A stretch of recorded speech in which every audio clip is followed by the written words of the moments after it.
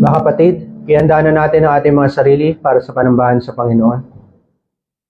Tapusin na po natin ang ating pagkain para hindi po tayo makaabala mamaya sa ating gawain.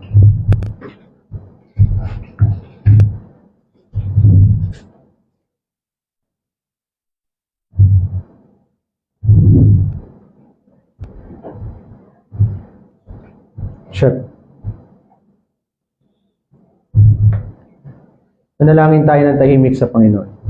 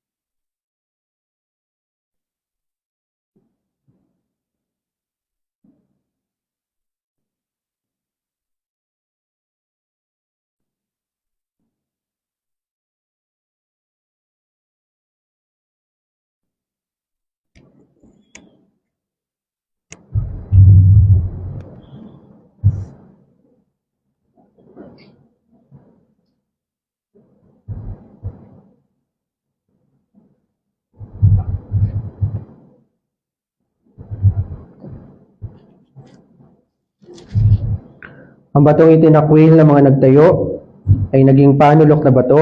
Ito ang gawa ng Panginoon. Ito ay kagilagilala sa ating mga mata. Ito ang araw na ang Panginoon ang gumawa. Tayo magalak at matuwa.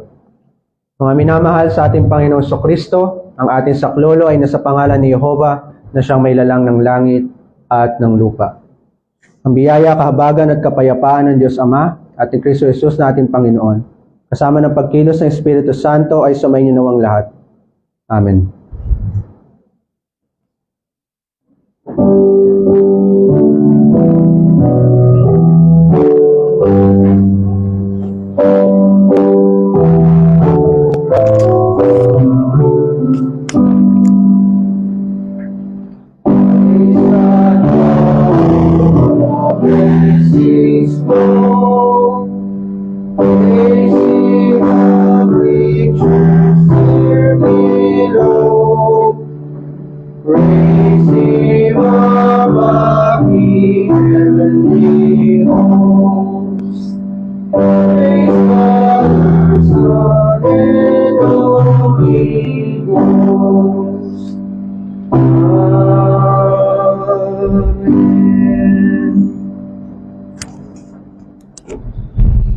Awitin natin ang Psalter 243, Covenant Faithfulness. Psalter 243, versification ng Psalm 89. Ito ang sabi sa stanza 2, My chosen servant I appoint, with holy oil his head anoint. My hand with him shall still remain, my arm his strength shall well sustain. My arm his strength shall well sustain. Awitin natin ang Psalter 243, stanzas 1 through 4. Stanzas 1 through 4.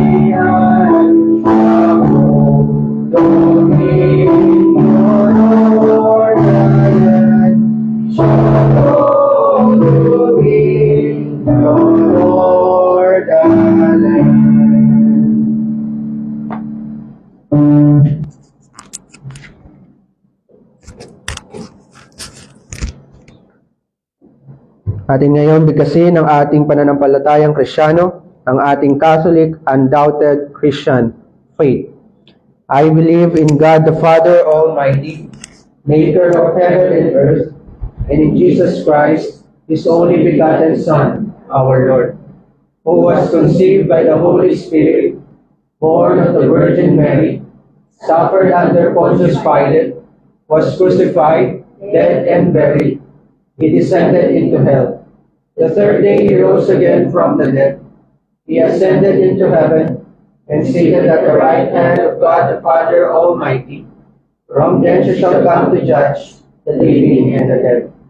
I believe in the Holy Spirit.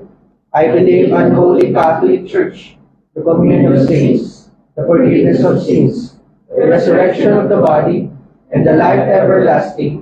Amen. Ating ngayong awitin ng Psalter 246. Psalter 246. A Pilgrim's Prayers. Ito ay versification ng Psalm 90. Ito ang sabi sa verse 1. O teach thou us to count our days, and set our hearts on wisdom's ways. Turn, Lord, to us in our distress. In pity now thy servants bless. Let mercy's dawn dispel our night, and all our day with joy be bright. And all our day with joy be bright. Awitin natin ang lahat ng stanza 246.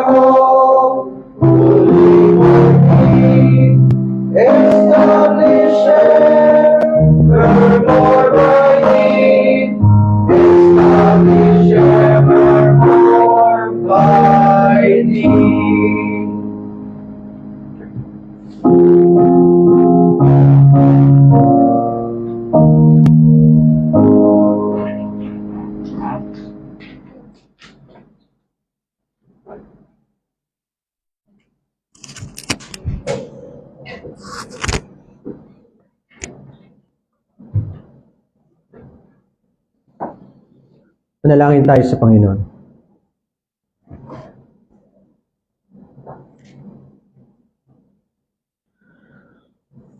O makapangyarihan naming Diyos na banal, Ikaw na matuwid at makatarungan, ang lahat ng iyong pong mga gawa at lahat ng laman ng iyong isipan ay puro matuwid at puspos ng kaliwanagan. Ikaw na nananahan sa isang liwanag na walang sino man ang makakaarok nito, sapagkat ikaw ang Panginoon na kataas-taasan sa lahat. Kahit ang mga anghel ay hindi kayang matumbasan ng liwanag na meron ka sa iyong sarili. Ang lahat, O Diyos, ay namamangha sa iyong kaluwalhatian at sa inyo pong karunungan. na kung paano niyo po itinatag ang nakaraan, ang kasalukuyan at maging ang hinaharap. Nasa iyong mga kamay, Panginoon, ang bawat pagpatak ng oras at ang bawat pag-usad ng kasaysayan, na kahit ang bawat nangyayari sa buong sangkalangitan ay nasa inyo pong mga kamay.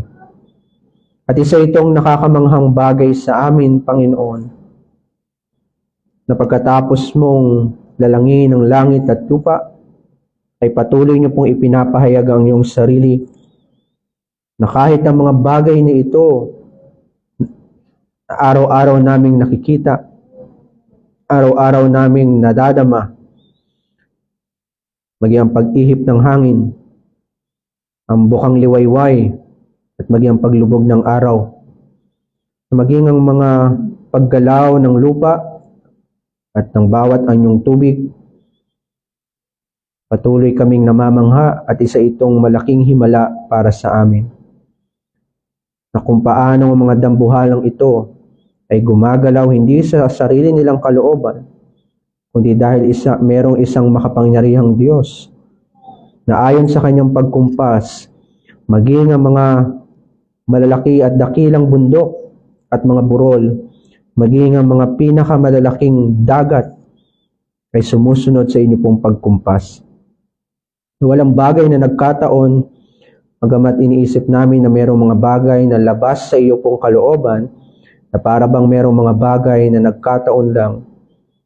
Ngunit ang lahat ng ito, O Diyos, maging ang kalaliman ng dagat, ay naroon ang iyo pong pamamahala at kalooban. Na maging ang mga simpleng bagay na aming nararanasan sa buong sangnilikha ay namamangha kami. At naunawaan namin sa pamagitan ng Ebanghelyo na maging ang mga bagay nito ay para sa aming kaligtasan. Sapagkat dito ka nalulugod at dito naluluwalhati ang iyong pong pangalan. Ikaw na kumikilos sa lahat at nakakaalam sa lahat ng bagay, maging sa mga lihim na dako, maging sa mga bagay na hindi naabot ng aming mga paningin, maging sa mga bagay na hindi nakikita. Naroon ang iyong pong karunungan, naroon ang iyong pong pamamahala. At nawa, Panginoon, ang pagkamangha na ito na sa aming mga puso, dalangin namin, O Diyos, ay huwag mawaglit sa aming mga isipan. Lagi mo ipaunawa sa amin, Panginoon, na ang lahat ng bagay ay nakamamangha, sapagkat ang lahat ng bagay ay gawa ng aming Diyos na makapangyarihan sa lahat. Lalo na, Panginoon, ang gawa po ninyo ng kaligtasan. Isang nakakamanghang bagay na ikaw lamang ang siyang may lalang. Ang kaligtasan na hindi kayang lalangin ni numan, maging ang mga matataas na ranggo ng anghel, maging ang mga banal na nauna na sa amin. Isa itong bagay na ang tanging kamay lamang ng Diyos ang siyang may kapangyarihan na gawin ito. Sapagkat lahat ng nilalang ay naging walang saysay sa iyong harapan dahil sa pagkahulog sa kasalanan.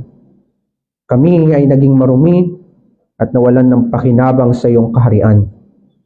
Kami ay naging lingkod na ng kasinungalingan.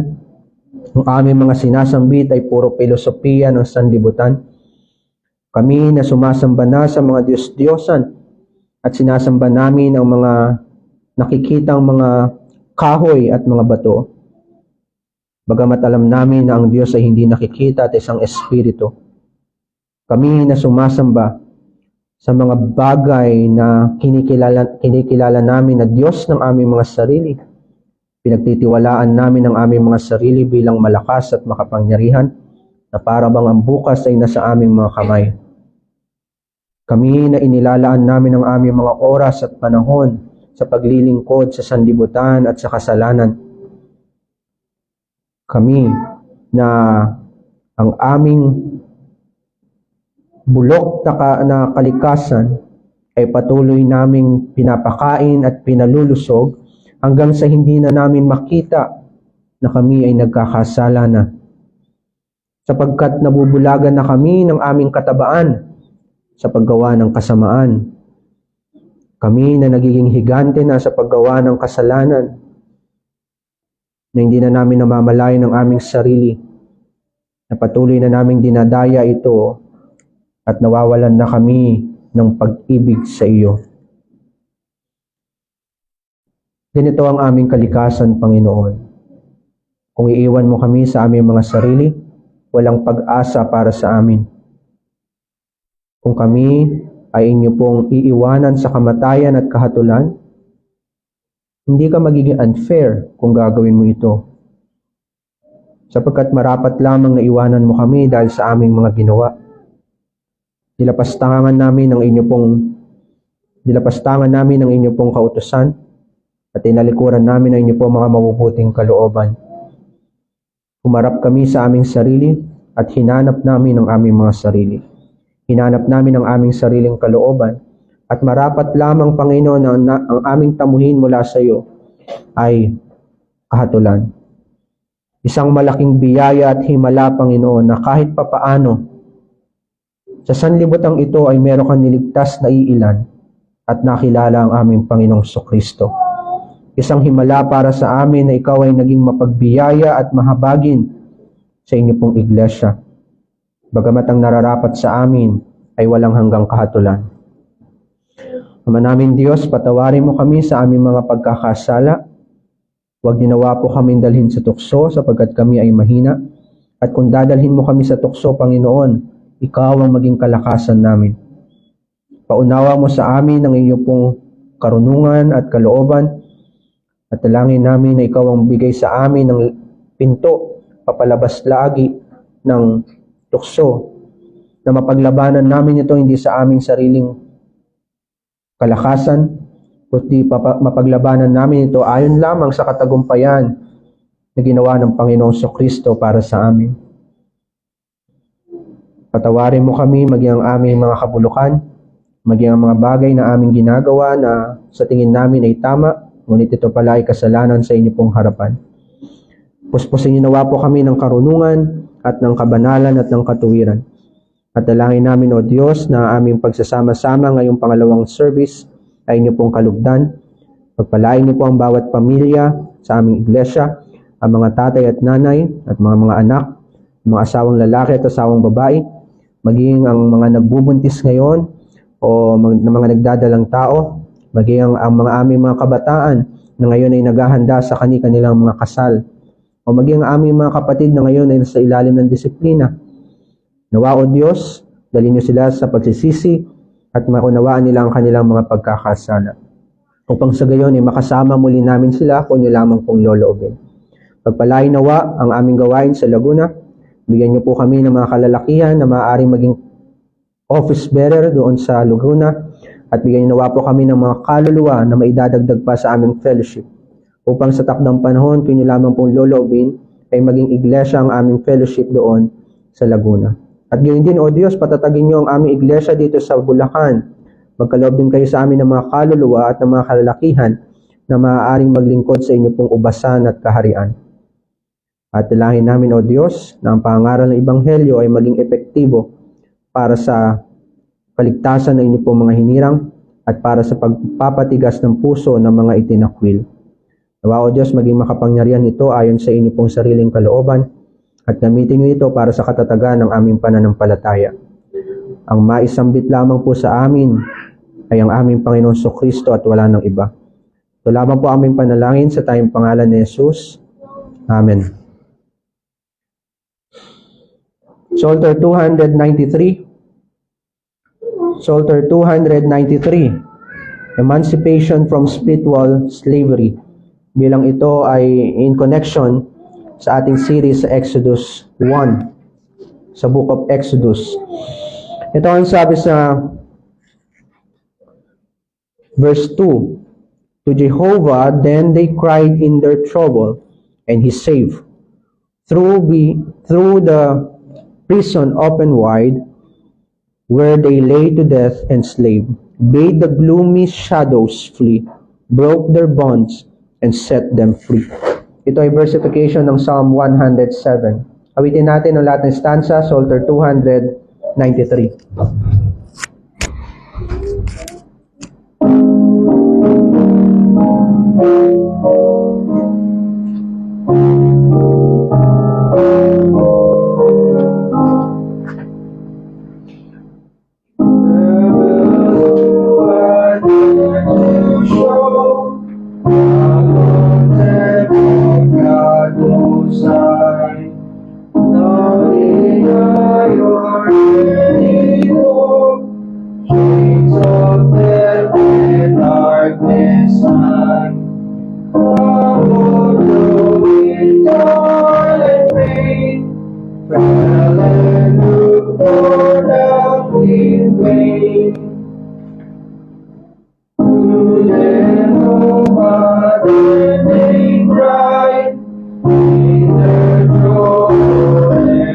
be saved. Through the prison open wide, where daily to death and slain. Bring a moving shadow sleep, broke their bonds, set them free. Turns open a way to grace, on the Lord who reigns above. Gracious in His words and ways, on whose redeeming love. Iron rising flames like flame, and the brazen gates we pray.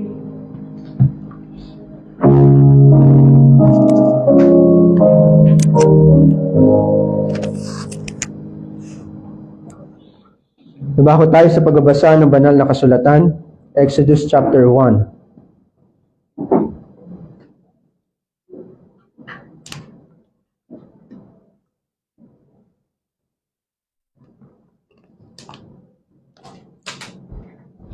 Exodus chapter 1. Ito ang mga pangalan ng anak ni Israel na dumating sa Ehipto kasama si Jacob. Bawat isa ay kasama ang kanya-kanyang sambahayan. Sina Ruben, Simeon, Levi, Huda, Isakar, Zebulun, Benjamin, Dan, Naphtali, Gad, and Aser. Lahat ng taong nagmula sa balakang ni Jacob ay 70 katao at si Jose ay nasa Ehipto na. Namatay si Jose at ang lahat ng kanyang mga kapatid at ang buong salinlahing iyon. Ang mga anak ni Israel ay lumago at nadagdagan mabuti. Sila'y dumami at naging napakalakas, kaya't ang lupain ay napuno nila. At may bumangong isang bagong hari sa Ehipto na hindi kilala si Jose. Sinabi niya sa kanyang bayan, "Tingnan ninyo ang sambayan ng mga anak ni Israel, ay may mas marami at higit na malakas kaysa atin. Halikayo, pakitunguhan natin sila ng may katusuan. Baka sila'y dumami at mangyari na kapag nagkaroon ng digmaan, ay umanib sila sa ating mga kaaway, lumaban sa atin at umalis sa lupain." Kaya't naglagay sila ng mga tagapangasiwa upang pahirapan sila sa kanilang mga sapilitang paggawa. Kanilang ipinagtayo si Faraon ng mga lunsod-imbakan, ang Pitom at Rameses. Subalit habang kanilang pinahihirapan sila, lalo silang dumarami at lalong lumalaganap. At kinasuklaman nila ang mga anak ni Israel o kinatakutan. Malupit na pinaglingkod ng mga Ehipsyo ang mga anak ni Israel. At kanilang pinapait ang kanilang buhay sa pamagitan ng mahirap na paglilingkod sa luwad at sa tisa at sa lahat ng uri ng gawain sa bukid. At sa lahat ng kanilang gawain ay malupit silang pinapaglingkod. Ang hari ng Ehipto, ang Faraon, ay nagsalita sa mga hilot ng mga Hebrea na ang pangalan ng isa ay Sifra at ang pangalan ng ikalawa ay Puwa.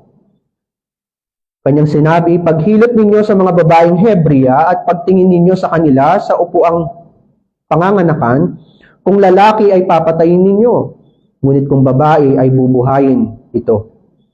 Subalit ang mga hilot ay natakot sa Diyos at hindi nila ginawa ang gaya ng iniutos sa kanila ng hari ng Ehipto, kundi hinayaan nilang mabuhay ang mga batang lalaki. Ipinatawag ng hari ng Ehipto ang mga hilot at sinabi sa kanila, "Bakit ninyo ginawa ang bagay na ito at hinayaan ninyong mabuhay ang mga batang lalaki?" Sinabi ng hilot sa Faraon, "Sapagkat ang mga babaeng Hebrea ay hindi gaya ng mga babaeng Ehipsya. Sila'y malalakas at nakapanganak na bago dumating ang hilot sa kanila." Kaya't ang Diyos ay naging mabuti sa mga hilot at ang taong bayan ay dumami at naging napakalakas. Dahil ang mga hilot ay natakot sa Diyos, kanyang binigyan sila ng mga sambahayan. Pagkatapos, iniutos ni Faraon sa kanyang buong bayan, "Itatapon ninyo sa ilog ang bawat lalaking ipanganak, ngunit bawat babae ay hayaan ninyong mabuhay." Pagpalain nawa ang pagkabasa ng salita ng Panginoon at ito nawa ay pagpalain sa ating mga puso.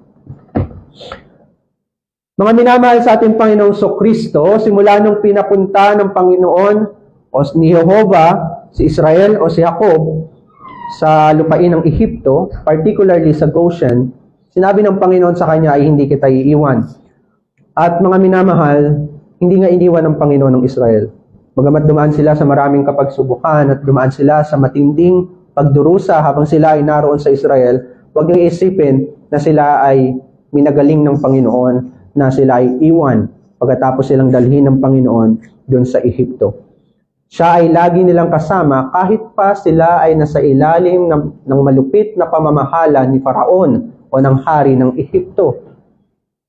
Bagamat sila ay pinahihirapan, bagamat sila ay inalipin na ni Faraon at ng buong mga Ehipsyo, sila ay hindi iniwanan ng Diyos. Kasi kung iniwan sila ng Diyos, sinungaling ang Diyos kay Jacob. Kasi sabi nga ng Panginoon kay Jacob, nung panahon na pupunta na si Jacob sa Ehipto, ang sabi niya sa chapter 46 ng Genesis, verses 3 hanggang 4, "Ako ang Diyos ng iyong ama. Huwag kang matakot na pumunta sa Ehipto sapagkat dooy gagawin kitang isang dakilang bansa." At sabi sa verse 4, "Ako'y pupuntang kasama mo sa Ehipto at muli rin kitang ibabalik at isasara ng kamay ni Jose ang iyong mga mata. Ako'y pupuntang kasama mo sa Ehipto." At pag sinabing ako'y pupunta na kasama mo sa Ehipto, ang ibig sabihin nito, ang bayan ng Israel, si Jacob at ang kanyang buong sambahayan, yung church sa Old Testament, ay laging kasama ang Diyos. Ang ibig sabihin nito ay tipan o fellowship. Kahit kailan, mga minamahal, ang mga mananampalataya ay hindi iniwan ng Diyos. Kabilang dito ang ating mga kapatid na sila Jacob, sila Isaac at Abraham, particularly ang mga sambahayan ni Jacob na narito binanggit sa Exodus 1. Mula kay Ruben hanggang kay Aser, hanggang kay Jose, hanggang kay Benjamin ay hindi iniwan ng Panginoon. Mananatili ang pangako ng Diyos kay Jacob. "Ako ang Diyos ng iyong ama. Huwag kang matakot na pumunta sa Ehipto sapagkat do'y gagawin kitang isang dakilang bansa. Ako'y pupuntang kasama mo sa Ehipto at muli kitang ibabalik." At sa pangakong ito, nakatingin din si Jose. Bago mamatay si Jose, meron siyang bilin sa kanyang mga kapatid. Ito ang sabi niya sa chapter 50 verse 24 ng Genesis. Nung malapit nang mamatay si Jose, "Ako'y malapit nang mamatay," sabi niya sa kanyang mga kapatid. "Ngunit kayo'y tiyak na dadalawin ng Diyos. At dadalhin kayo mula sa lupain ito hanggang sa lupain na kanyang ipinangako kina Abraham, Isaac, at Jacob." Nakatingin si Jose doon sa pangako ng Panginoon kay Abraham, kay Isaac, at sa kanyang tatay na si Jacob. "Sasama ako sa iyo papunta sa Ehipto, ngunit ibabalik din kita." Kaya sabi ni Jose, kapag ako'y namatay, tiyak na dadalawin kayo ng Panginoon. Muli kayong ililigtas ng Panginoon. Kapag dinalaw kayo ng Panginoon, ay dadalhin kayo mula sa Ehipto, mula sa lupain ito na hindi natin kilala. At dadalhin kayo sa lupang pangako, ang Kanaan, kung saan ipinangako ng Panginoon kina Abraham, Isaac, at Jacob. Hindi nalayo kahit kailan sa Israel ang kanyang tipan. Hindi nalayo sa Israel kahit kailan ang tipan ng Diyos, ang pakikisama ng Diyos, ang pangako ng Diyos ng tipan. Lagi siyang kasama ng Israel kahit habang sila ay narito sa Ehipto. Nung binanggit ang bawat salinlahi ni Jacob, ang una dapat ninyong makikita ay ang katapatan ng Diyos. Bagamat ang bawat salinlahi ng mga mananampalataya sa Old Testament ay napunta sa Ehipto, na ang kanilang mga pangalan pa rin ay nasa isipan pa rin ng Diyos. Hindi nagkataon na ang mga pangalang ito ay naitala sa atin sa Exodus 1. Dahil ang nagsulat nito ay ang Espiritu Santo mismo. Ibig sabihin, ang mga pangalang ito na pumunta sa Ehipto ay laging nasa isipan ng Diyos. Hindi sila iniwan ng Diyos. Bagamat nasa ilalim sila ni Faraon, isang malupit na hari. Ngunit alam ng mga mananampalataya na kahit ang puso ng hari na si Faraon ay nasa kamay ng Diyos na parang batis ng tubig. Ibinabaling niya ito saan man niya ibig. Ang sabi sa Proverbs 21 verse 1. Ang puso ng hari ay parang batis ng tubig. Binabaling ito ng Diyos saan man niya gustong ibaling. Alam ito ng mga mananampalataya sa Old Testament. May malaking katanungan para sa atin ngayong umaga. Bagamat nalaman natin na hindi sila iniwan ng Diyos, merong isang malaking katanungan sa atin ngayong umaga. Kailangan ba talaga na maranasan ito ng Israel? Kailangan ba talaga na sila ay mapasailalim sa malupit na kamay ni Faraon? Kailangan ba talaga na sila ay dumanas ng sapilitang paggawa at patayin ang kanilang mga anak na lalaki? Kailangan ba talaga yun? Kailangan ba talaga na sila ay piliting magkasala gaya ng ginawa ni Faraon sa mga manghihilot na kailangan pa nila magsinungaling at pumatay ng bata? Kailangan ba talagang maranasan ito ng Israel? Ang pinakamalaking tanong na ito ay merong isang pinakasimpleng kasagutan. Oo, kailangan. Dahil ito ang kalooban ng Diyos. Hindi pumunta si Jacob sa Ehipto dahil kalooban niya. Pumunta si Jacob sa Ehipto dahil ito ang kalooban ng Diyos.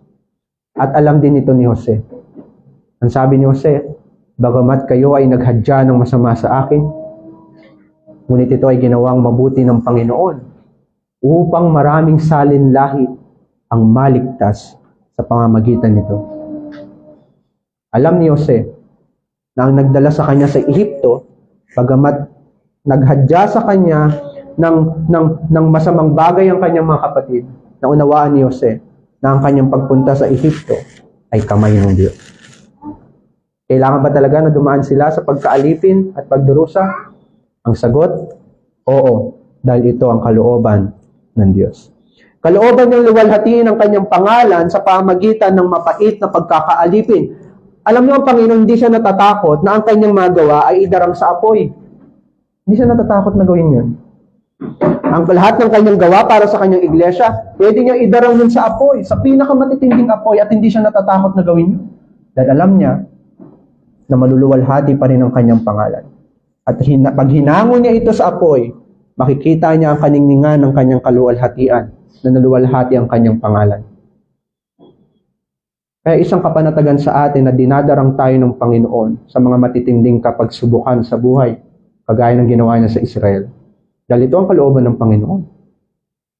At dahil hindi tayo iniwanan ng Panginoon, kagaya ng ginawa niya kila Jacob, hindi ngayon natatakot ang Diyos na kahit idarang sila sa pagkaalipin kay Faraon, mananatili pa rin tapat ang Panginoon. Mananatili pa rin makikita ng Panginoon ang kanyang sarili na naluwalhati sa ibabaw mismo ni Faraon, isang dakilang hari sa panahon nila. Kalooban niyang luwalhatiin ang kanyang pangalan sa pamagitan ng mga paghihirap na ito. O maging sa pamagitan ng kamay ni Faraon. At ito ang kaloobang hindi makasarili. Nung ginawa ng Panginoon tayo ay dinarang sa apoy, hindi ito isang kalooban na makasarili. Alam niyo kung bakit? Dahil habang nasa Ehipto ang Israel, naroon mismo ang Diyos. Huwag niyong kakalimutan. Nung nasa pagkaalipin ng Israel, kasama nila ang Diyos. Hindi ito isang kalooban na makasarili. At mas lubos natin itong naunawaan noong ang Diyos ay nagkaroon ng laman at nakibahagi sa ating kapighatian. Siya ay nadarang din sa apoy katulad natin. Kasama natin ang Diyos, kagaya ng Israel. Si Kristo ang sentro ng lahat ng ito. At huwag itong mawawaglit sa iyong isipan. Siya ang dapat mong makita sa ating teksto at hindi ang pagdami ng Israel o ang pagiging malakas ng Israel. Hindi ito ang sentro ng ating teksto. Ang sentro nito ay ang ating Panginoong Kristo. Dahil merong pangako ang Panginoon. Ang sabi niya sa Genesis 3:15, ang binhi ng babae ang dudurog sa ulo ng serpente. Simula nung ginawa ito ng Panginoon at ipinahayag ito ng Panginoon, lahat ngayon ng kasaysayan ay umuusad alinsunod sa pagpapatupad ng Panginoon sa pangakong ito.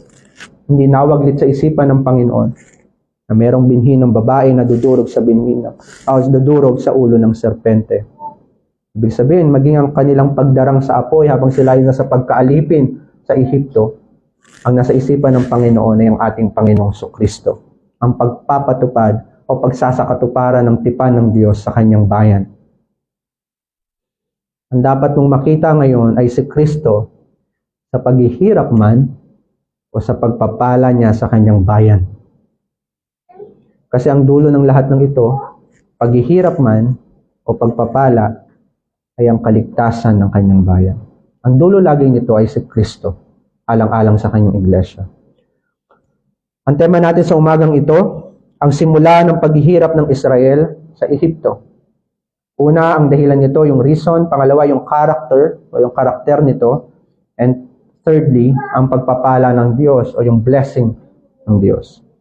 Ang simula ng paghihirap ng Israel sa Ehipto, ang dahilan nito, ang karakter nito, ang pagpapala nito. Ang panukala ng Faraon na pakitunguhan ng may katusuan, ito ang sabi ni Faraon sa verse 10. Halikayo, pakitunguhan natin sila ng may katusuan. Sa original, yung salitang katusuan ay wisely o may karunungan. Ibig sabihin, ang layunin talaga ni Faraon ay hindi para wasakin ng Israel, kundi pamahalaan sila na naaayon sa kanyang kalooban. Yun ang ibig sabihin nun. Halikayo, pakitunguhan natin sila ng may katusuan, baka sila'y dumami at mangyari na kapag nagkaroon ng digmaan ay umanib sila sa ating mga kaaway, lumaban sa atin at umalis sa lupain. Ang panukalang ito ni Faraon na pakitunguhan ng Israel ng merong katusuan o pakitunguhan ng Israel ng merong karunungan ayon sa kanyang sariling filosofiya at ayon sa kanyang sariling pamamahala, ang dahilan nito ay ang mga Hebreo. Kung bakit niya nasabi yun? Dahil sa mga Hebreo. Kasalanan ba ng mga Hebreo? Hindi. Kasi nakita ni Faraon na ang mga Hebreo ay pinagpapala ng Diyos. Nung nakita niya na pinaparami ng Diyos ang Israel. Nung nakita ni Faraon na ang Israel o ang mga Hebreo ay lumalakas, ito ay naging threat sa kanya. Ito ay naging banta para sa kanyang paghahari. At nung sinabi sa verse 11, ang mga anak ni Israel ay lumago, nadagdagang mabuti, sila ay dumami, naging napakalakas, kaya ang lupain ay napuno nila. Nung sinabi na ang lupain ay napuno nila, hindi ibig sabihin na ang buong Ehipto ay napuno nila. Kung maalala natin, ang Israel ay napunta lang sa Goshen, sa pinakamalapit na hangganan ng Beersheba at ng Ehipto. Ang Beersheba ay nasa Kanaan. Para anytime na palayasin sila ng mga Ehipto at anytime na kinakailangan nilang umalis, ay makatakbo agad sila ng mabilis. Dahil sila ay nasa hangganan ng Ehipto at ng Kanaan. Napuno nila ang Goshen. Pag sinabing napuno nila ang Goshen, sa bawat aspeto ng pamumuhay ng Goshen, makikita mo ang Hebreo. At kapag nakikita mo ang mga Hebreo, makikita mo ang kanilang mga tupa, ang kanilang mga baka, ang kanilang mga hayop. Kasi sila ay mga likas na mga pastol. Dahil yun ang minana nila sa kanilang mga ninuno. At ang trabahong itong pagpapastol na ito ay isang pamanang ng isang katuwiran. Dahil ito ay minana pa nila sa kanilang kanununuan na si Abel at si Adan. Ang Diyos mismo ang siya nagturo kay Adan at kay Abel kung paano magpapastol. At ito ay upang sa takdang panahon, kapag sinabi ng Panginoon na magpasalamat kayo sa akin, kukuha sila ngayon ng hayop at isasalang nila sa altar at ito ay iaalay nila bilang picture na kinakailangan mayroong kordero na mamatay para sa kanila. Kaya hindi iniwanan ng mga Hebreo ang trabahong ito ng pagpapastol. At nung pinuno nila ang Goshen, maraming mga tupa at baka ang nag-iingay ngayon. Naalala ngayon lagi ng Israel na ang kanilang katuwiran ay alang-alang lamang sa dugo ng binhi ng babae, ang ating Panginoong Kristo. Dahil araw-araw silang nag-aalay at nagpapasalamat sa Panginoon, alang-alang sa pangako ng Diyos. At nung napuno nila ang Goshen, naging threat ito sa Faraon. At nag-udyok sa kanya na ipanukala na pamahalaan sila o pakitunguhan sila na may katusuan, dahil ang paraon na ito ay hindi kilala si Jose. Ito ang sabi sa verse 8. At may bumangong isang bagong hari sa Ehipto na hindi kilala si Jose. Imposible mangyari yun. Imposible mangyari na hindi niya kilala si Jose. Maraming mga general secretary ang faraon na dala-dala yung mga archive ng mga nangyari sa history ng Ehipto. At habang siya ay bata pa yung faraon na ito, habang siya ay tinitrain na maging faraon o bilang maging hari, alam niya yung kanyang mga nasasakupan. Alam niya na ang Goshen, ang history nito, ay naroon ng mga Hebreo. At kilala niya si Jose. Dahil si Jose ay kilala ng mga Ehipsyo. Alam ng mga Ehipsyo na si Jose ang nagligtas sa kanila sa matinding taggutom. At sa kasaysayan ng mga paraon, si Jose ang pinakadakilang gobernador na namahala sa Ehipto. Hindi totoo na hindi niya kilala si Jose. Pero nung sinabi ng teksto na hindi kilala si Jose, merong isang hari na bumangon at hindi niya kilala si Jose, na ibig sabihin nito, hindi niya kinikilala si Jose. Hindi niya kinikilala ang Diyos ng Israel. Dahil simulat sa pool, alam ng faraon, yung faraon na namahala kay Jose noon, alam ng faraon na iba ang Diyos ni Jose kaysa sa mga taga-Ehipto. Ibig sabihin nito, sadyang kinalimutan, sadyang hindi kinikilala ng faraon sa panahon ng mga Israelita ngayon, yung Diyos na sinasamba ng Israel. Sadyang kinalimutan yun ng faraon. At ito ang nakakatakot sa isang bansa. Ito ang nakakatakot sa isang bayan kapag ang namamahala ay hindi mananampalataya. Hindi nakakilala sa Diyos. Hindi natin layunin na ang maupo sa ating bansa ay mga Kristiyano.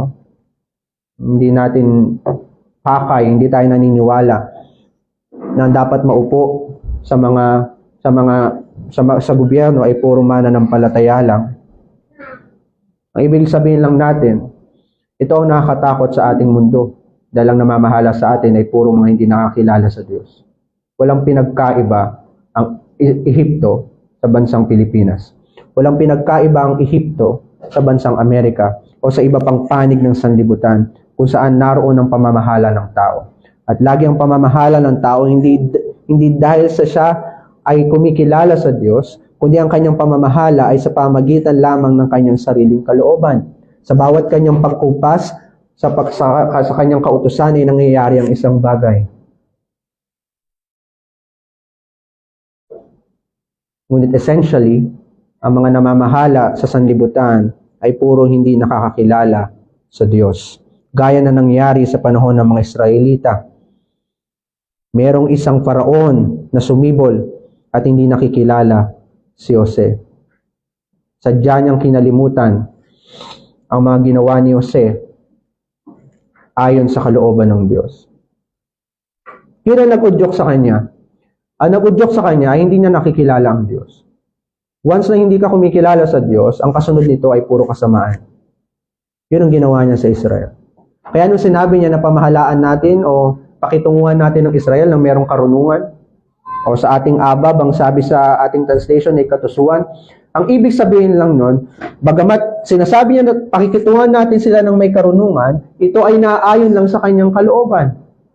Hindi ito naaayon sa kalooban ng Diyos, ayon sa history na ipinahayag ng Panginoon sa kanila. Kung sinabi na hindi niya nakikilala si Jose, ibig sabihin ng kanyang pamamahala ngayon sa Israel at sa Ehipto ay hindi ayon sa karunungan ng Diyos, kundi ayon lamang sa kanyang karunungan. At sa mga nakapalibot sa kanya ng mga lalaki na nagbibigay sa kanya ng payo. Kung sinabi niya, hali kayo, mga matataas na opisyal ang kanyang kausap. Pamahalaan natin ng Israel, pamahalaan natin ngayon ng mga Hebreo, ayon sa ating sariling kagustuhan. Hindi ayon sa kalooban ng Diyos. Dahil kung ayon sa kalooban ng Diyos, kikilalanin niya si Jose. At hindi rin totoo, ito ang sabi niya, Sinabi niya sa kanyang bayan sa verse 9, tingnan ninyo ang sambahayan ng mga anak ni Israel ay mas marami at higit na malakas kaysa sa atin. Hindi rin totoo yun. Dahil higit na mas marami ang mga Ehipsyo kaysa sa mga Hebreo. Higit na mas malaki ang buong Ehipto kaysa sa Goshen. Kumbaga, ang ginagawa ng Faraon, dahil sa nakita niya dumarami ang mga mananampalatayang Hebreo, nakita niya ang Israel na dumarami at tumatatag sila politically at economically. Ang sabi niya, napakarami na nila at mas marami na sila kaysa sa atin. Ginagawa niyang malala yung mga bagay nito para mas lalong makita ng kanyang mga tagapayo na kinakailangan nating gawin ng bagay nito. Pinapalala niya ang isang bagay, ang isang detalye ng kasaysayan upang mas makita ng kanyang mga nasasakupan napakasama ng mga Hebreo. Upang makita niya na mga mananampalatayang ito ay hindi makakabuti sa atin at wala silang pakinabang sa atin, kaya ang dapat nating gawin ay pakitunguhan natin sila na may katusuan. Hawakan natin sila sa leeg at gawin natin ang gusto nating gawin sa kanila. Kasi alam niyo kung ano kinakatakot niya? Sabi niya sa verse 10, baka lumaban sila sa atin at umalis sila. Ang Faraon ay nabubuhay sa takot. Ang Faraon na ito na napakalakas, napakadakila sa kapangyarihan, ay nabubuhay ngayon sa takot. Sa maliit na bayan ng Goshen, nakatuon ang paningin ni Faraon. Ang sabi niya, pakitunguhan natin na may katusuhan ang mga Hebreo. Itong maliit na bayan na ito na nakikita ninyo, kung magpo-focus kayo dyan sa maliit na bayan na yan, hindi ba't napakarami nila? Hindi ba't yung maliit na bayan na yan ay mamamaga ng mamamaga hanggang ang buong Ehipto ay hindi na makilala, kundi mapuno na ito ng mga Hebreo. Pero dahil hindi niya naunawaan ang salita ng Diyos, hindi niya alam na merong pangako ang Diyos sa Israel. Hindi kayo mananatili dito. Kasama ninyo ako at ililigtas ko kayo mula sa Ehipto at dadaling ko kayo sa lupang pangako. Hindi niya kasi naunawaan yun. Kaya naging threat sa kanya ang bayan ng Israel. Naging threat sa kanya yung mga anak ni Jacob. At ito ang pinakamalapit na dahilan sa paghihirap ng Israel. Yung panukala ni Faraon, yung kanyang mga tagasunod, yung kanyang mga nasasakupan, at yung kanyang ipinag-utos na gawin sa Hebreo, sa mga Hebreo. Yun yung pinakamalapit na dahilan. Pero nasa ibabaw nun, ay ang kalooban ng Diyos. Kagaya ng sabi natin kanina, alam ng mga Hebreo na maging ang puso ng hari ay nasa ilalim ng kontrol ng Diyos. Ang pinakadahilan talaga ng paghihirap na ito ng Israel, ang pinakadahilan kung bakit si Faraon ay biglang pinag-initan ng mga Hebreo ay ang kamay ng Diyos. Ito ang sabi niya sa Genesis 15 verse 13. Sabi ng Diyos kay Abraham. Sinasabi ng Panginoon kay Abraham, tunay na dapat mong malaman na ang iyong binhi ay magiging taga-ibang bayan sa lupaing hindi kilala. At sila'y magiging mga alipin doon. At sila'y pahihirapan sa loob ng 400 taon. At ito rin ang sabi sa Acts chapter 7 verse 6. Ganito ang sinabi ng Diyos na ang kanyang binhi ay maninirahan sa lupain ng iba at sila'y magiging alipin nila at aapihin ng 400 taon. At maging sa Romans 9 verse 17. Ito magpapaliwanag kung bakit bumangon ng isang hari ay isang paraon na hindi kilala si Jose. Ito ang sabi sa Romans 9 verse 17. Sapagkat sinabi ng kasulatan kay Faraon, dahil sa layuning ito ay itinaas kita o binangon kita upang aking maipakita sa pamamagitan mo ang aking kapangyarihan at upang ang aking pangalan ay maipahayag sa buong lupa. Ang dahilan pala kung bakit naghihirap ang bayan ng Israel, kung bakit merong paraon na hindi kilala si Jose, merong bumangon na isang paraon na hindi kilala si Jose, at nais pahirapan ng mga Hebreo, dahil ito ang kalooban ng Diyos. matagal ng panahon, sa panahon pa ni Abraham, kasama sa pangako ng Panginoon kay Abraham, ang iyong salinlahi ay mapapasaalitin sa isang bayan na hindi nila kilala at doon sila maghihirap. At sabi niya kay Paraon, binangon kita para sa aking pangalan upang luwalhatiin ko ang aking pangalan. Ang nasa likod pala ng lahat ng ito, akala ni Paraon, ang nasa likod nito ay ang kanyang sarili. 3 bagay ang gustong gawin ni Paraon. Pahirapan ng Israel, patayin ang kanilang salinlahi, at patayin pa ng patayin ang kanilang salinlahi. 3 bagay ang gusto niyang gawin. Akala niya lahat ng yan ay magtatagumpay ayon sa kanyang sariling kalooban. Akala niya ang lahat ng bagay na yan ay mainam bilang siya ang makapangyarihan sa lahat. Ang di niya alam, ang nasa likod ng lahat ng ito ay ang kamay ng Diyos. Hindi niya naunawaan ang pangako ng Panginoon sa kanyang bayan. Kaya nga nung nakita ng Faraon na pinagpapala ng Diyos ang Israel, at sabi niya, gumawa tayo ng isang batas at ating pahirapan sila. Ang ibig sabihin nun, mga minamahal, habang pinagpapala ng Panginoon ng Israel, gumagawa ang Panginoon ng isang senaryo kung saan ang Paraon ay bubuyuin niya sa galit. Pag-aapuyin niya ang puso ni Paraon na magalit ng magalit sa Israel. Kahit ang Israel ay wala namang ginagawang masama. Ang totoo, pinagpapala lang sila ng Diyos. Siya ang nagpapala sa Israel, kaya ito umuunlad. Kaya lalo silang dumarami.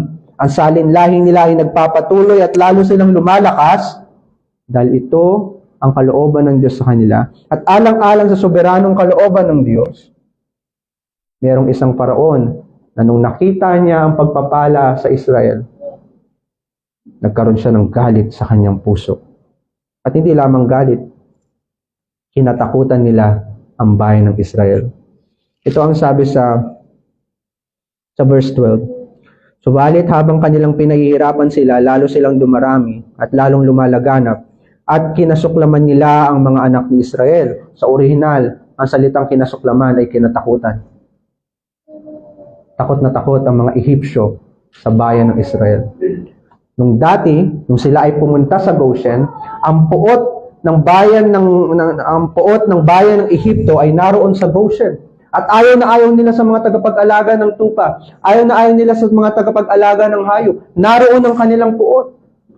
Pero nung habang pinagpapala ng Panginoon, habang pinapakilala ng Diyos ang kanyang sarili sa pamagitan ng kanyang bayang Israel, ang mga nakapalibot ngayon na bayan, kabilang ng Ehipto, ay nagkakaroon ng takot sa kanilang puso. Baka maghimagsik ang mga taong ito at kumampi sa ating mga kalaban at iwan tayo. Nasa kamay ng Diyos, ng isang soberanong Diyos, ang bayan ng Israel, kabilang si Faraon at lahat ng bagay na nangyayari ngayon habang sila ay nasa Ehipto. Ano ngayon ang karakter, ang katangian ng paghihirap na ito ng bayan ng Israel? Ang paghihirap sa Israel ay napakabigat para sa kanila. Alalahanin ninyo na ang kanilang mga natural na pagtatrabaho ay sila ay tagapag-alaga ng tupa. Hindi likas sa kanila na magtrabaho at gumawa ng mga gusali at lunsod. Napakabigat nito para sa kanila. Magabat merong mga mangilan-ngilan na nilaan ng Panginoon sa bayan ng Israel na gumagawa ng mga bahay, gumagawa ng mga gusali. Pero karamihan sa Israel ay hindi alam kung paano gawin yun. Napakabigat nito sa kanila. Kaya nga sa verse 11, kaya't naglagay sila ng mga tagapangasiwa upang pahirapan sila. Ang purpose kung bakit nagkaroon ng mga tagapangasiwa sa ibabaw ng bayan ng Israel ay upang pahirapan sila. Bagamat sabi ni Paraon, pakitunguhan natin sila ng may karunungan. Systematically, yun ang ibig sabihin nun. Systematically ang gagawin natin sa kanila. Systematically papamahalaan natin sila. Pero yung purpose, yung layunin, ay papahirapan natin sila. Ano ibig sabihin nito? Sistematiko yung ginawang pagpapahirap sa bayan ng Israel.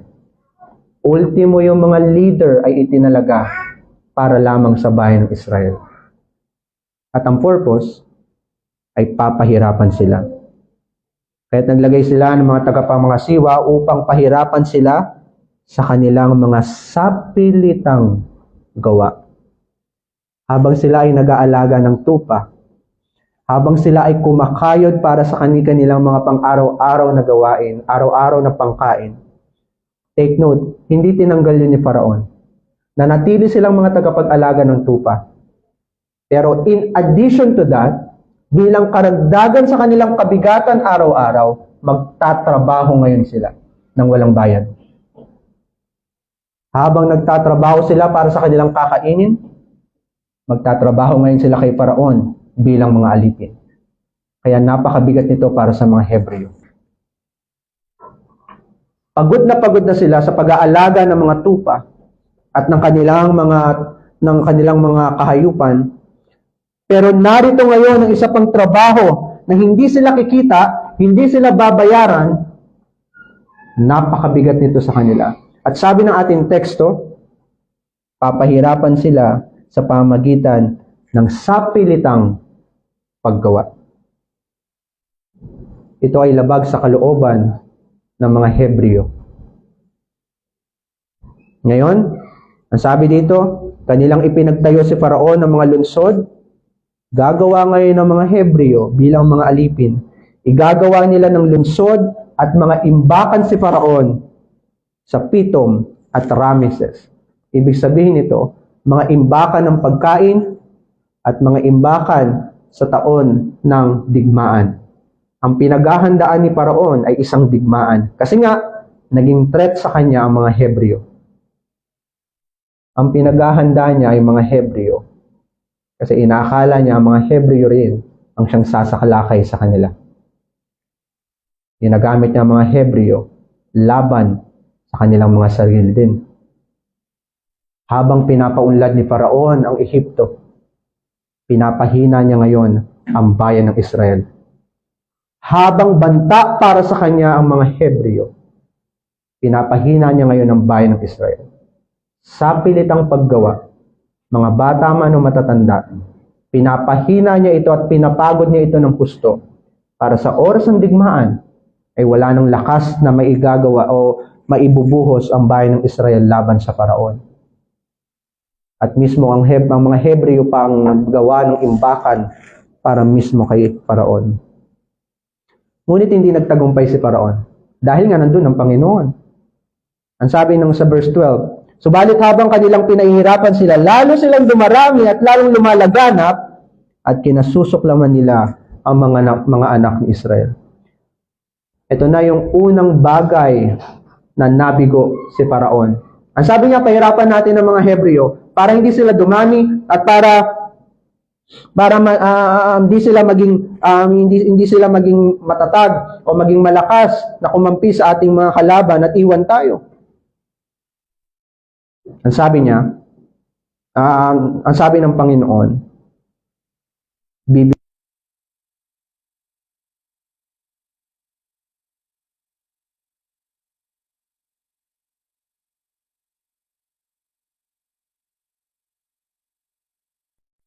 ay mas lalong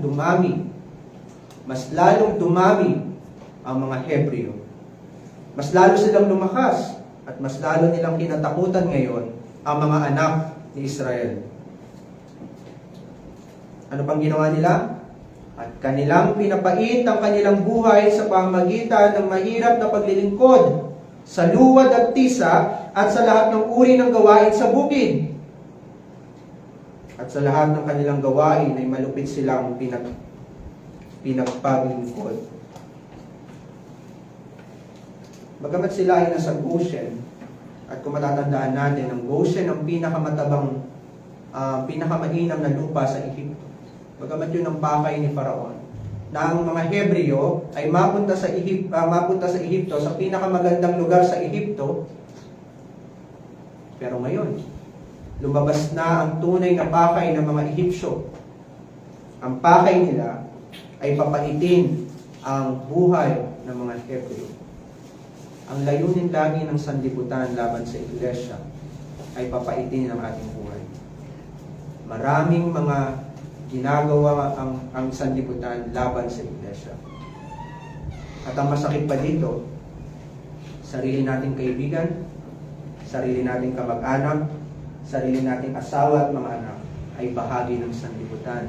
Sila ng mga hindi mananampalataya ay walang anumang pakay na mabuti para sa atin. Yun ang dapat natin maunawaan.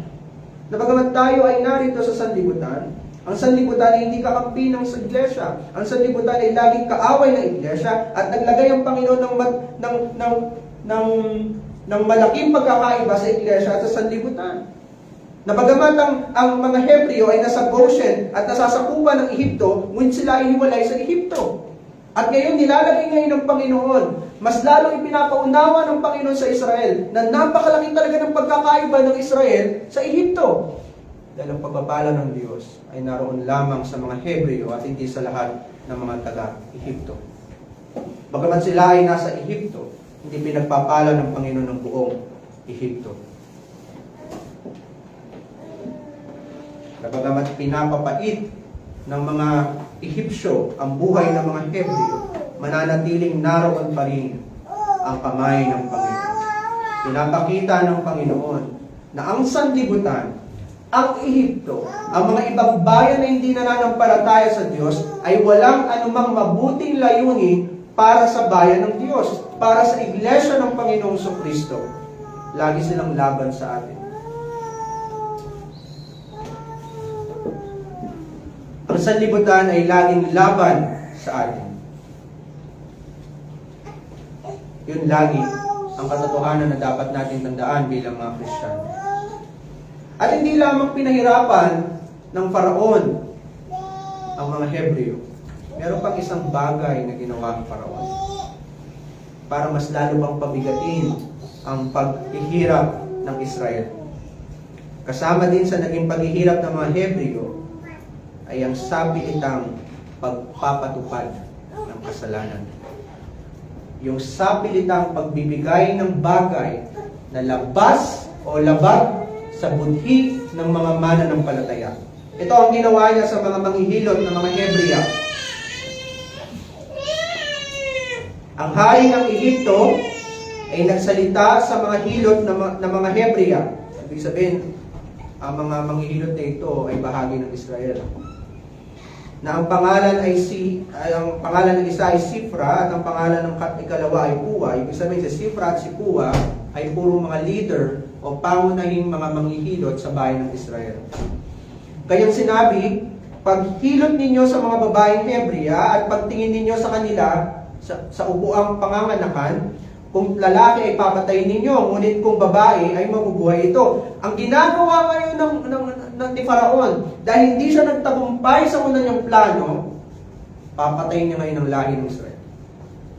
Hindi kayo napapagod? Hindi kayo nasasaktan sa paghihirap namin o sa paghihirap na ginagawa namin sa inyo? Inalipin namin kayo, hinampas namin kayo, at binigyan kayo ng mga mabibigat na gawain sa pilitang paggawa, pero mas lalo kayong dumarami. Isa na lang ang nakikita kong paraan, sabi ni Faraon. Papatayin ko yung mga anak. At ginamit niya mismo, again, ang mga Hebreo. Lagi niyang ginagamit ang kamay ng mga Hebreo laban sa kanilang mga sarili. At hindi na ito sapilitang paggawa. Sapilitang pagkakasala. Ang sabi niya sa mga Hebrea na manghihilot, pag nakita yung lalaki, patayin ninyo.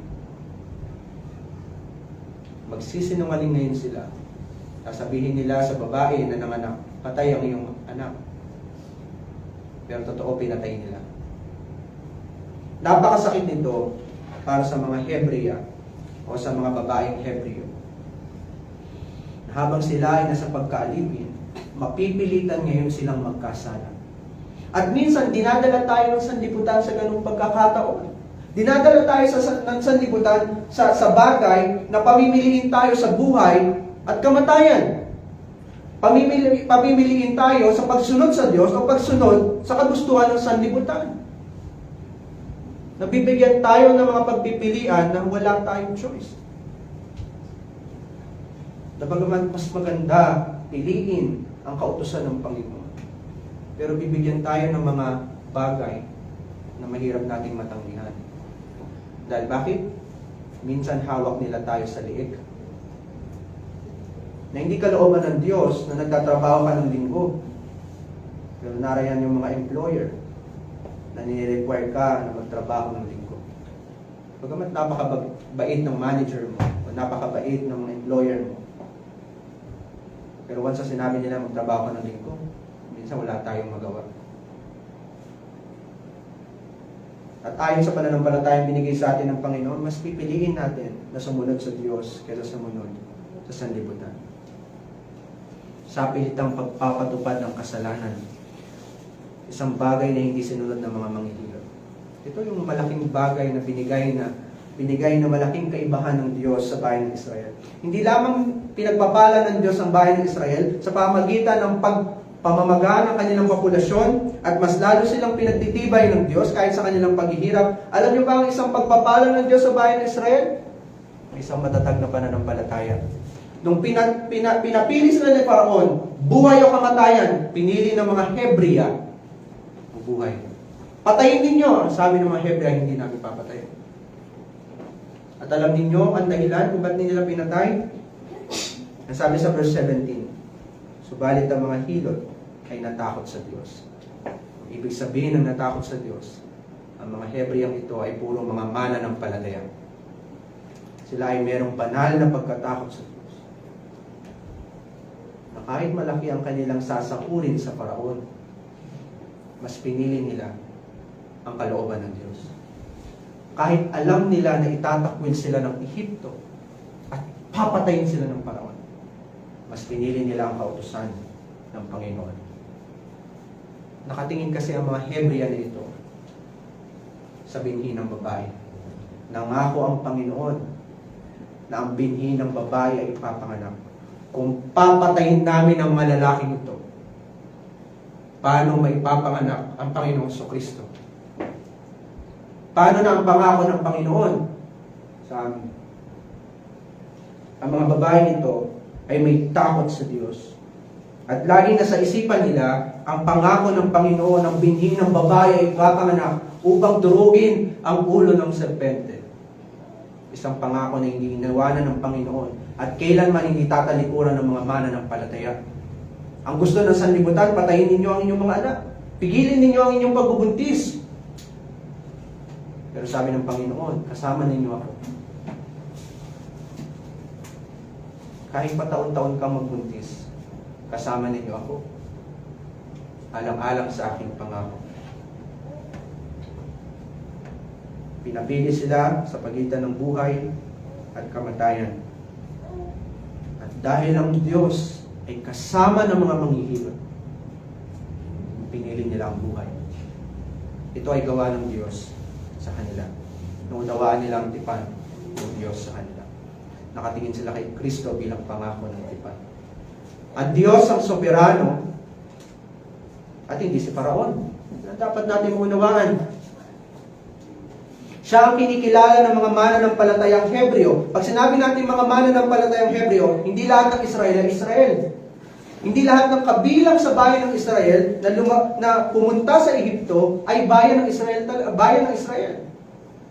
Ibig sabihin ito, kahit dun sa loob ng bayan ng Israel, hindi lahat yun ay elect. Kung sila ay lumabas sa bayan ng Ehipto, mayroong mga naiwan sa Ehipto. At nung sila ay lumabas sa bayan ng Ehipto, habang sila ay naglalakbay papunta sa Kanaan, 40 years sila naglakbay, paubos sila ng paubos. Dahil mas lalong nagmamanifest na hindi lahat ng Israel ay Israel. Hindi lahat ng bayan ng Israel ay kasapi ng Diyos o kabilang kay Kristo. Pero ang kalooban ng Diyos, ang bayan ng Israel ay kanyang ililigtas mula sa bayan ng Ehipto. Bagamat merong mga hindi mananampalataya, Ang purpose lagi ng Panginoon ay ang kanyang iglesia. Bagamat tayo ay nahahaluan ng mga hindi mananampalataya, tayo ay nahahaluan ng mga itinakwil, ang laging purpose ng Panginoon ay ang kanyang bayan, ang kanyang iglesia. Kilala niya ang kanyang bayan. Siya ang kinikilala ng bayan ng Israel. Kaya sa pagitan ng buhay at kamatayan, ang pinipili ng mga mananampalataya lagi ay ang buhay. At hindi ito something na parang makapangyarihan sa atin. Hindi ito isang bagay na parang kalakasan natin. Na parang tayo mga mananampalataya ay lagi natin pinipili ang buhay o ang kalooban ng Panginoon at parang sabihin natin napakalakas natin. Ang totoo, kaya lamang pinili ng mga Hebrea yung kalooban ng Diyos dahil ang Diyos mismo ay nasa kanila. Dahil sa aganang atin, kung tayo ninutusan ni Faraon, hindi tayo magkatuwid. Gagawin natin kung ano ang hindi kalooban ng Diyos. Gagawin natin ang mga bagay na hindi kalooban ng Diyos. Yun ang ating kalikasan. Isang biyaya sa atin ng Panginoon na merong mabubuting gawa. Isang biyaya para sa atin na pinagkalooban tayo ng Diyos ng pagsunod sa kanyang kautusan. Siya ang soberanong Diyos na hindi iniwan ng Israel. Kahit sa panahon na kinakailangan patayin ng mga Hebreo ang kanilang sariling salinlahi. Ang sabi ni Faraon, papatayin ko ang salinlahi ninyo. Buburahin ko kayo sa kasaysayan. Papatayin ko ang mga lalaki. Hindi na naman siya nagtagumpay. Ngayon, ipinatawag ng hari ng Ehipto sa verse 18, ang mga hilot at sinabi sa kanila, bakit ninyo ginawa ang bagay nito at hinayaan ninyong mabuhay ang mga batang lalaki? Sinabi ng mga hilot sa Paraon, sapagkat ang mga babaeng Hebrea ay hindi gaya ng mga babaeng Ehipsya. Sila'y malalakas at nakapanganak na bago dumating ang mga hilot. Hindi natin alam kung totoo yung sinasabi ng mga Hebrea o nagdadahilan lang sila kay Paraon. Pero nasa isipan ng mga Hebreang babae ay yung tipan ng Diyos. At nung sinabi ng Paraon na kailangan yung patayin niya, hindi nila pinatay. At nung nalaman nito ng Paraon, bakit niyo ginawa yun? Kasi malalakas ang mga Hebreang babae. Nakapanganak na sila bago kami dumating. Hindi natin alam kung nagsisinungaling ang mga Hebrea. Hindi natin alam kung nangatwiran lang ang mga Hebrea. Pero regardless, kung nagsinungaling sila, pero ano ginawa ng Panginoon, pinagpala pa rin sila ng Diyos. Ito ang sabi sa verse 20. Kaya't ang Diyos ay naging mabuti sa mga hilot, at ang taong bayan ay dumami at naging napakalakas. Dahil ang mga hilot ay natakot sa Diyos, kanyang binigyan sila ng mga sambahayan. Ito yung patunay na ang pagpapala ng Diyos ay hindi dahil sa mga mabubuting gawa. Kahit sa pagsisinungaling ng mga Hebrea, naroon pa rin ang pagpapala ng Diyos.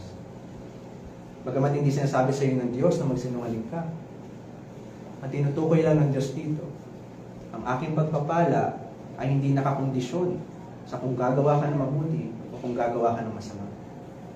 Ang aking pagpapala ay laging kasama ng Israel sa panahon man ng pagkakasala o sa panahon man ng pagsunod sa akin. Lagi niyang kasama ang Israel. Hindi niya iniwan ang Israel. Nabigo ulit si Faraon. Hindi niya napatay ang salinlahi ng mga Hebreo. Ngayon, ito na ang mga huli. Ito na ang panghuli sa verse 22. Pagkatapos inuutos ni Faraon sa kanyang buong bayan, itatapon ninyo ang ilog ang bawat lalaking ipanganak, ngunit bawat babae hayaan ninyong mabuhay. Itong kautusan na to ay hindi rin na isa katuparan. Dahil sa mga susunod na chapter, dumami pa rin ang bayan ng Israel.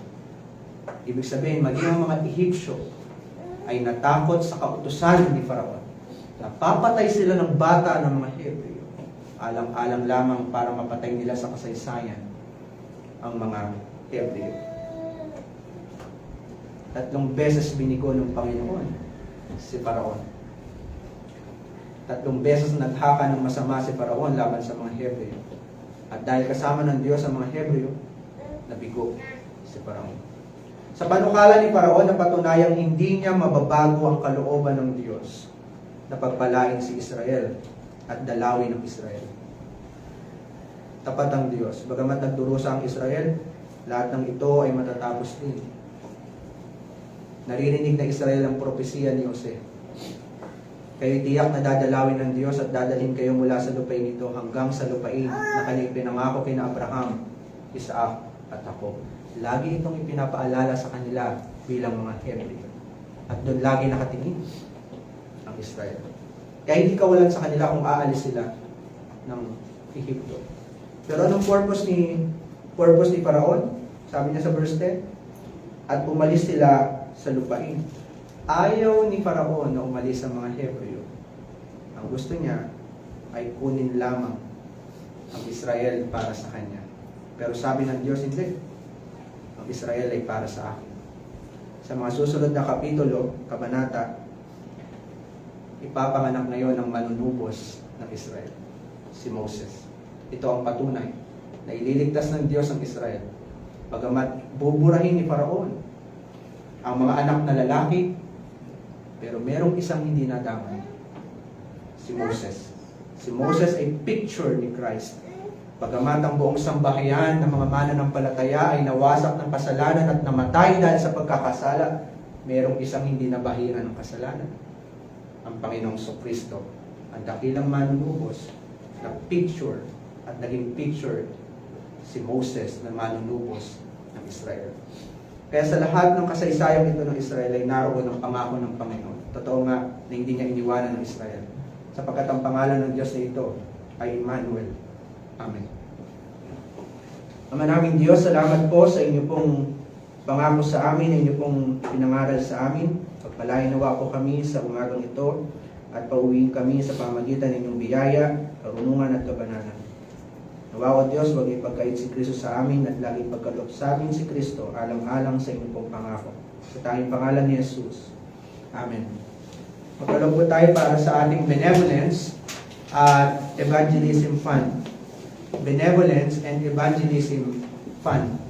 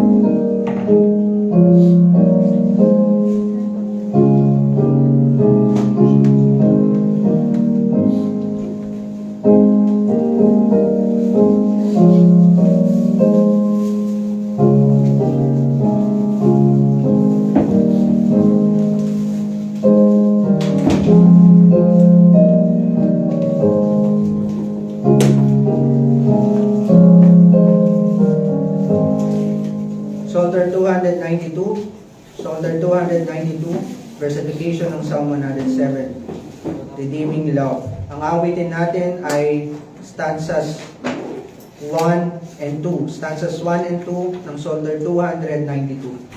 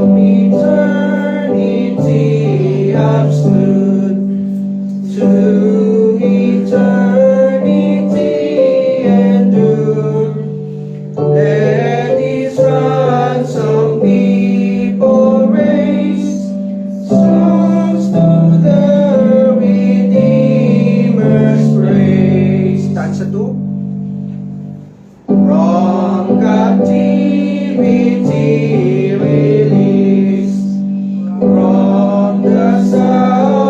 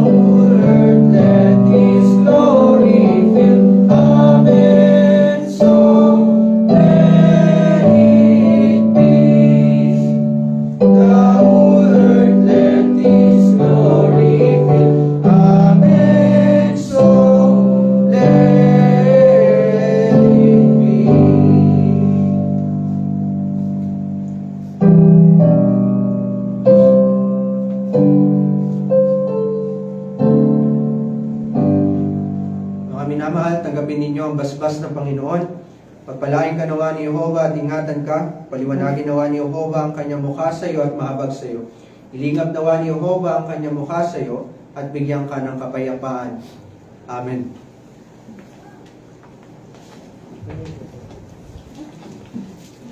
Happy Lord's Day po sa inyong lahat. Pagpalain kayo ng Panginoon at ingatan kayo sa inyong pong pag-uwi. Salamat po. Mamaya pong 4:30 ang ating Bible study regarding parables. Salamat po.